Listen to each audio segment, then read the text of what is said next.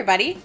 Thanks for listening to On the Podcast. This is a short form episode podcast that you can listen to while you're doing your business on the pot. Or Colorado has decided that it's rainy season here and it's pouring and you're sitting in your car waiting for it to let up and you're like... The old man is snoring. The old man is snoring. You're like, should I get out? Should I make a run for it? Is this going to stop? So, while you're listening, you turn on an episode of On the Podcast and wait to see if the rain stops. I despise doing my hair on rainy days. I despise doing my hair. Oh. Okay. I'm Katie. And I'm Liz. Hey, Katie. Hi, Liz. What are we talking about today? Liz, I understand. We have both lived in Colorado our entire lives. We know that the weather is wild here. But the wild weather. The Wild West, the wild weather. It's on our slogan, Colorado, wild weather. But this rain has just been out of control lately. Yeah, it's been pouring. Yeah. So this headline caught my eye the other day that said Colorado will have a, quote, broiling wet summer. I cannot wait. I just want to be steamed. Doesn't that sound comfortable? Broiling wet. Just so humid and awful. We're all frogs in a pot of water. We're gonna boil to death and we won't realize it until it's too late. So, Liz, it was the Farmers Almanac that said that we were going to have this broiling wet summer. Yep. And I've always taken for granted, like, yeah, okay, Farmers Almanac, great. But I've never really thought of, like, where it came from or who the Farmers Almanac is. Benjamin Franklin. Attached a key to a kite.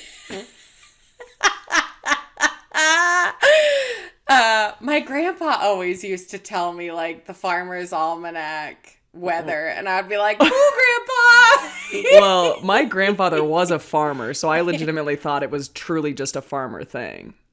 He also had this calendar. He was a fisher. He was just a fisher. He's what he did in his free time. He had this calendar that had, on every single day, was a little outline of a fish, and if it was like super colored in, that was a good day to fish. And then, if it was not colored in, bad day to fish. I have no idea what it was based on. But the Fisher's Almanac. Yeah, pretty much. So, Liz, I wanted to tell you about a little bit of the history of the Farmer's Almanac, just in case you're like me and you have no idea where this actually came from. Benjamin Franklin. We already talked about that. So, the Farmer's Almanac actually was published by Geiger of Lewiston, Maine in 1818. That was the first year that it came out. And the Farmer's Almanac doesn't only talk about weather. It talks about, like, moon cycles. It talks about folklore. It talks about natural remedies and the best day, to do various outdoor activities. So fishing, maybe. Yeah, maybe. It was the Farmer's Almanac. Maybe. My friends and I often reference, well, not my friends, but not me, often look at the Farmer's Almanac before I turned British, I guess, when I said it. Just Almanac. The almanac. The almanac. The aluminiac. They will reference the Farmer's Almanac to predict what type of shredding season we're gonna have with the nar-nar. Sicky nar-nar. So the Farmer's Almanac has had 7 editors. It was astronomer and teacher David Young for the first 34 years. And then following Young's death in 1852, an astronomer, Samuel Hart Wright, took it over. And then it just kind of continued from there. Oh, and in 1997, it went online. Woohoo, farmersalmanac.com. I wonder how you get that job of the editor of the Farmer's Almanac.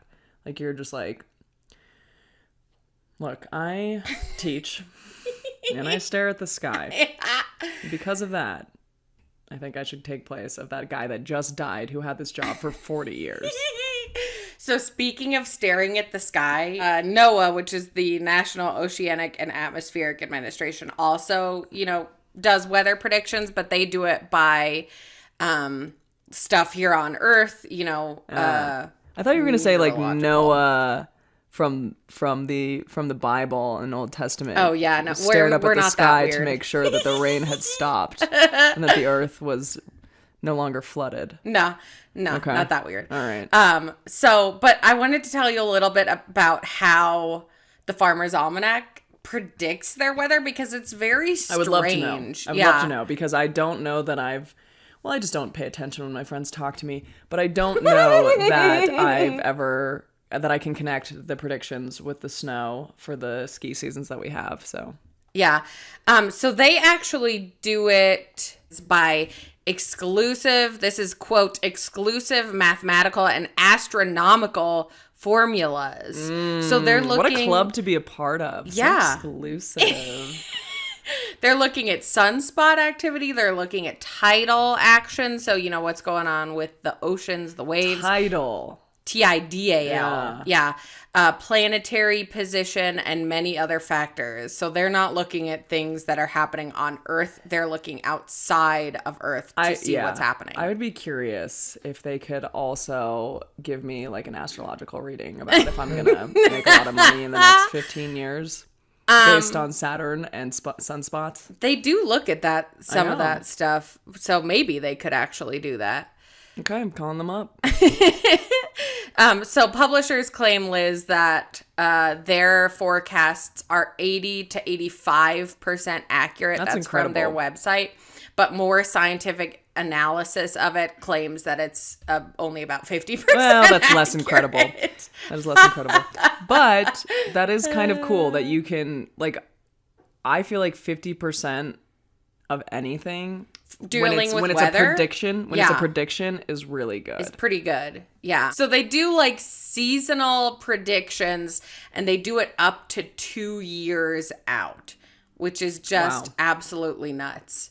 So I'm looking right now at the annual weather summary on their website from November of 2022 to October of 2023. Liz, earlier this month, it said rainy periods. In the north. And then a few showers and chilly, which is the week that we just passed. And then this... I love that they use the word chilly. Chilly. Maybe a little chilly. Yeah. You're going to be chilly during May nippy. 10th through 20th. Wear a nice light coat. And then going forward, isolated thunderstorms, but mild, which is good news. Overall, May had, they said, an average temperature of about 57 degrees, which I would honestly say is pretty accurate. Yeah. Can we like look at this and go, I'm going to see the Avett Brothers on July 7th at Red Rocks. What does the Farmers Almanac say about the weather that day? Well, not specifically that day, but we could absolutely look at it for like that week. Yeah. Yeah, which is nuts. And it'll say, warm, filled with warmth from being around friends you love and good music. Maybe I should get that job as the editor of the Almanac. I think I'm crushing it. I think you are crushing it. So just kind of a little bit of a background on something that I have really not looked into up until this point. Wow. I love it. I think it's great. In fact, I like it better than being told my horoscope. Yeah. I'm more into weather stuff astrologically than horoscope look, stuff. Am I going to find love? Maybe. Not. Is it going to be rainy tomorrow? I'd rather know that. Outlook not so good. Yeah. That's a magic 8 ball, though. That's not. Well, again, that would be if you edited the Almanac. Yeah.